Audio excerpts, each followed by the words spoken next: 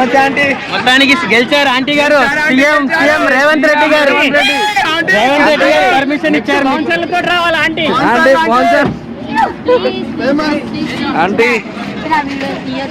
Please please ఇగో మీ అందరితో నేను మాట్లాడతాను కాసేపు ప్లీజ్. ఇప్పుడైతే ఎవరు వీడియో ఆంటీ ఆంటీ ఒక్కటే నిమిషం మాట్లాడండి. 3 రోజుల తర్వాత వచ్చారు కదా, ఎలా అనిపిస్తుంది? ఒకటే నిమిషం ఆంటీ. ఇది రోడ్ సైడ్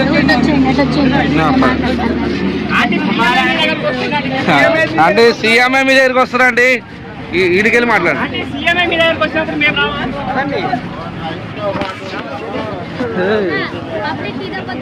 మాట్లాడండి ఒక్క నిమిషం మాట్లాడితే వెళ్ళిపోతాం. 3 రోజులు చాలా మంది వచ్చి ఆటోలతో రిటర్న్ వెళ్ళిపోయారు, మీరు రాలేదు. మీకు ఎలా అనిపిస్తుంది? మీకు తెలీదా? అంటే మీరు కావాలని రాలేదు, క్రౌడ్ కావాలని కాదు. అది ఇప్పుడు మీ అందరికి ఒకటే చెప్తున్నా నేను.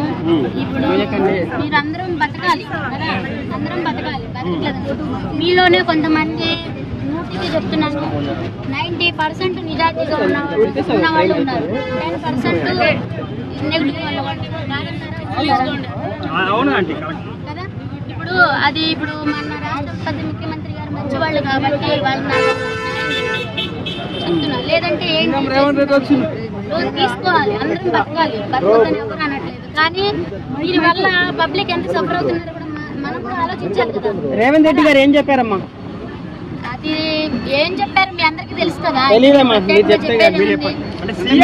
సీఎం గారు ఏం చెప్పారు అసలు?